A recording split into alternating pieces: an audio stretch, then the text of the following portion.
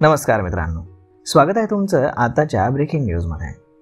मित्रांनो, भारताने डिजिटल क्रांतीच्या दृष्टिकोनातून आणखीन एक महत्त्वाचं पाऊल टाकलंय।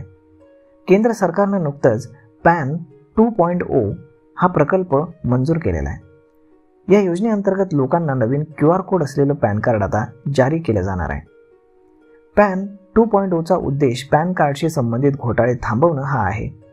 यासोबतच पॅन कार्ड जारी करणारी यंत्रणा आधुनिक करण्यासाठी देखील हे केलं जात आहे। याशिवाय नवीन पॅन कार्ड जारी केल्यानं डुप्लिकेट पॅन कार्ड ओळखण्यास मदत होणार आहे।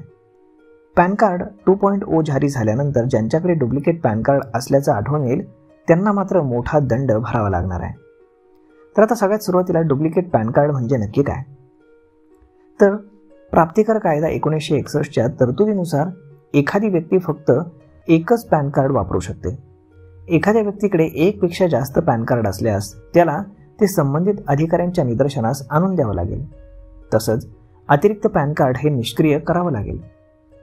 पॅन कार्ड असलेल्या लोकांनी तसं न केल्यास आणि दुसरं पॅन कार्ड विभागाच्या निदर्शनाला आल्यास त्या लोकांना मोठा दंड हा भरावा लागू शकतो।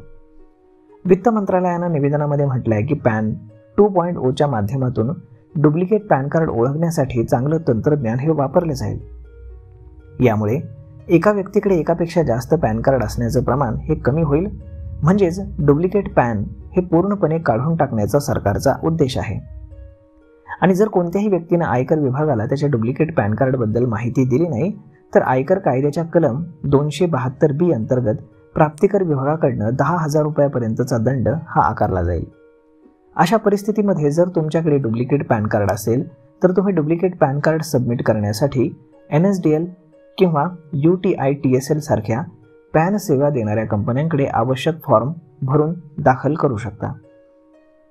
डुप्लिकेट पॅन कार्ड सबमिट करण्यापूर्वी तुमचं वैध पॅन कार्ड तुमच्या आधार कार्डशी लिंक केलेलं आहे की नाही याची मात्र तुम्ही खात्री करून घ्यावी।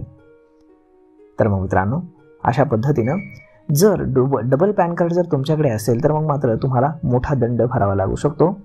हा इशारा आता केंद्र सरकारने दिलेला आहे। यावरती आपलं मत काय हे तुम्ही आम्हाला कमेंट करून नक्की सांगा। आणि जर हा व्हिडिओ तुम्हाला आवडला असेल तर आपल्या जवळच्या मित्रमंडळींसोबत देखील हा व्हिडिओ तुम्ही शेअर करायला विसरू नका।